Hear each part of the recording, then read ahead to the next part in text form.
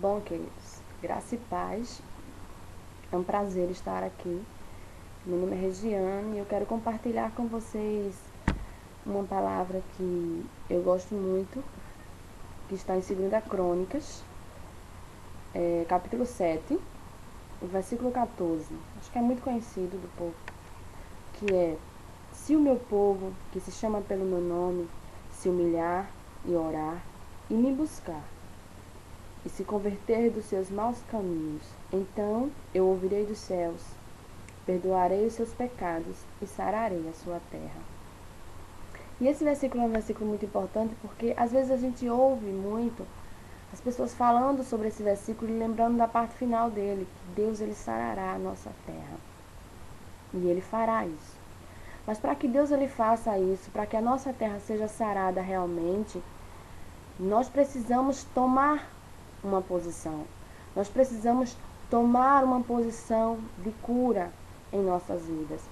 Nós sabemos que nós podemos usar esse versículo de sarar a nossa terra para a nossa comunidade, para o nosso planeta, para a nossa cidade, nosso país, mas principalmente para nós, que é o mais importante. Não adianta termos uma comunidade sarada se não somos sarados, não teremos a comunidade sarada.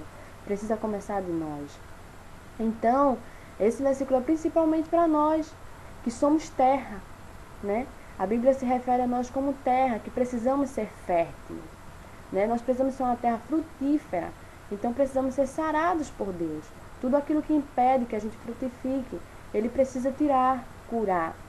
Então esse versículo ele fala sobre isso, mas existem alguns passos que são muito importantes para que essa cura ela aconteça em nossas vidas. O primeiro passo, o versículo diz: se o meu povo, que se chama pelo meu nome. Se o meu povo, né, que se chama pelo meu nome, significa o quê? Que para Jesus ele vir sarar as nossas vidas, precisamos ser povo seu e ser chamado pelo seu nome. Aí você diz: como assim? Simples. Quando confessamos a Jesus como Senhor e Salvador de nossas vidas, nós damos a Ele todo o controle sobre nós. Então Ele pode nos sarar, Ele pode nos moldar, Ele pode mudar a nossa terra, sarar a nossa terra, nos tornar frutíferos. Mas quando não confessamos ao Senhor, não damos liberdade para que Ele faça isso. E Ele é um ser, um Deus muito educado, Ele é o Deus que realmente é muito educado, Ele espera a nossa atitude de liberação para que Ele entre e faça morada. Então, quando confessamos ao Senhor, imediatamente Ele tem liberdade. Quando confessamos ao Senhor e dizemos: Senhor, te confessamos como Salvador de nossas vidas, naquele momento estamos dando liberdade a Ele para que Ele more e trabalhe em nossas vidas. Então, é importante que confessamos ao Senhor e sejamos chamados pelo seu nome. Chamado pelo seu nome significa que somos filhos seus, somos conhecidos como povo de Deus, né? E mais embaixo nós vemos que também tem outro detalhezinho que precisamos fazer para que a cura aconteça, que é se humilhar. É importante que você confesse ao Senhor e se humilhe, porque no momento que você se humilha, você reconhece: eu não posso fazer, Senhor. Porque o ato de humilhação é quando você reconhece para Deus que você não é capaz de nada, que você não é nada. Se humilhar é reconhecer que não é nada e Deus é tudo. E sabemos que o que não é possível para mim fazer, é possível para Deus fazer. Então precisamos nos humilhar porque estamos mostrando a Deus com o ato de humilhação: olha, Senhor, eu não tenho condições de fazer isso, mas o Senhor pode. Então é importante nos humilharmos diante de Deus. É o segundo passo. O terceiro passo é orar. Aí você diz: orar, se humilhar não é a mesma coisa? Não.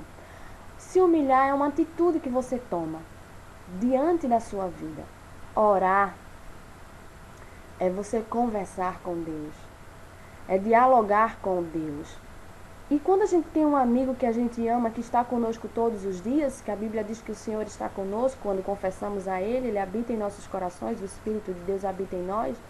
A partir do momento que confessamos e Ele está conosco todos os dias, nós temos Ele como nosso amigo. E quando amamos um amigo, queremos conversar com Ele todos os dias. Então, orar é você conversar com Deus E é muito importante que você faça isso todos os dias e que você seja sincero diante de Deus, que conte a Ele todas as suas dificuldades, aonde você precisa ser curado e seja muito claro, sem nenhum medo, nenhum constrangimento, porque Deus, Ele sabe e Ele quer que você seja sincero. Ele não quer que você finja ou transpareça ser o que você não é. Seja sincero diante de Deus. É muito importante ter essa comunhão, essa intimidade, esse relacionamento com Deus. Porque o relacionamento ele surge através da conversa. Então precisamos, para ter a cura, através de um relacionamento. A cura vem através de um relacionamento. Então esse relacionamento com Deus vem através de conversar, de orar com Ele, orar, de conversar com Ele. E outra parte que tem, estávamos no terceiro, agora para o quarto. O quarto é me buscar. É interessante que a gente busque ao Senhor. Aí você diz orar, está na lista de buscar ao Senhor. Mas buscar ao Senhor é conhecê-lo. E só existe uma forma de conhecermos realmente ao Senhor. É lendo a sua palavra, a sua Bíblia. A palavra de Deus, a verdade do Evangelho está na Bíblia. Então, para conhecermos ao Senhor, precisamos olhar essas páginas que estão em nossa frente e lermos diariamente para conhecermos quem é o nosso Cristo.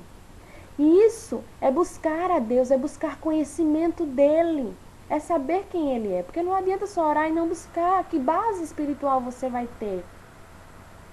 Então, a partir do momento que nós buscamos a Deus, nós vamos sentir desejo, vamos orar, vamos ler a Bíblia, nós vamos sentir desejo de fazer a sua vontade. Aí mais na frente, mais um passo que vamos ver, é que você precisa não só buscar a Deus, mas se converter dos seus maus caminhos. Se converter dos seus maus caminhos é abrir mão do pecado. Aí talvez você diga, mas eu estou orando para que Deus me cure porque eu não consigo. Mas você precisa renunciar. É uma coisa que vai doer, que você não quer parar de fazer. É o pecado, é prazeroso para a sua carne. Mas você precisa renunciar ao pecado. Abrir mão do pecado. Mesmo que aquilo te doa momentaneamente. Mesmo que aquilo no momento te faça sofrer porque você quer aquilo. A sua carne deseja aquilo. Realmente é só a carne que quer. E você precisa renunciar. Eu não vou por este caminho, eu não quero mais. Eu estou sofrendo, mas eu não abro mão da minha salvação. Renunciar ao pecado. Então, quando fazemos isso, Deus ele nos ouve do céu. A palavra dele diz que quando abrimos mão dos nossos maus caminhos, se convertemos os nossos maus caminhos, então Deus ele nos ouve. Porque quando estamos em pecado e não nos convertemos dos seus maus caminhos, Deus ele não nos ouve. Não é nesse sentido de que Deus ele não está me ouvindo, Deus ele não ouve um ímpio, ele ouve.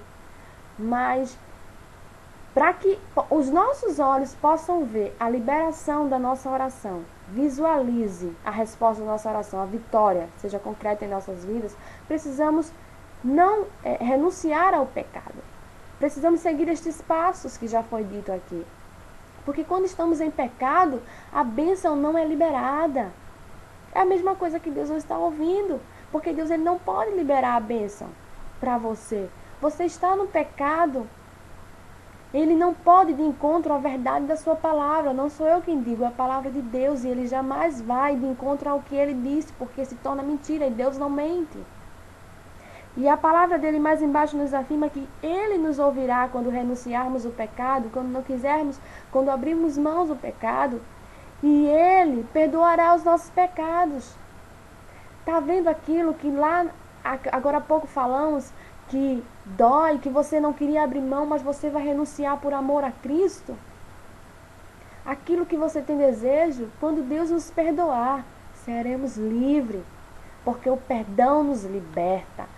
O perdão nos restaura, o perdão nos torna pessoas vivas, felizes, livres, né? Nós sabemos disso, porque quando perdoamos alguém, sentimos um peso sair dos nossos ombros. Então, quando Deus nos perdoa, queridos, somos livres. Aquele pecado que nos atentava não nos tentará mais. Seremos libertos por Deus. E aí, então, vem a parte principal. Ele sarará a nossa terra. E sabemos que para uma terra dar frutos, precisa ser sarada. E a palavra de Deus, ela nos ensina de um canto ao outro que o que realmente importa, enquanto estivermos aqui, enquanto Ele não voltar, é que venhamos a dar frutos, levar o amor dEle a outras pessoas. Então, para que a nossa terra frutifique, precisamos fazer e cumprir todos esses passos que já foi dito aqui. E a nossa terra dará frutos e seremos frutíferos. Nesta geração levaremos Deus a este povo, seremos embaixadores dos céus aqui na terra. Iremos fazer a diferença aqui, vamos fazer a diferença aqui. A partir do momento que você seguir esses passos. Se você não é cristão, confesse ao Senhor como Senhor e Salvador da sua vida. Entregue a Ele a sua vida para que Ele tenha o controle e você seja chamado pelo nome dEle. Depois se humilhe diante de Deus, ore, seja sincero diante dEle. Busque conhecer a sua verdade, a verdade da sua palavra. Leia a Bíblia, conheça a Deus, estude sobre Ele, sobre o Evangelho. Tenha uma base. Se converta dos seus maus caminhos, porque quando você ora, quando você busca Ele, você sente o desejo de não pecar mais. Então se converta dos seus maus caminhos, abra mão do pecado, e Deus, Ele vai te ouvir, vai responder tuas orações e sarar a sua terra. Se talvez as tuas orações, você é cristão, não foi ouvida ainda, é porque talvez alguns passos desse não está sendo seguido. Tem algum pecado, tem alguma coisa, você não está buscando a Ele, você não está orando como convém, e por isso a tua terra não foi sarada.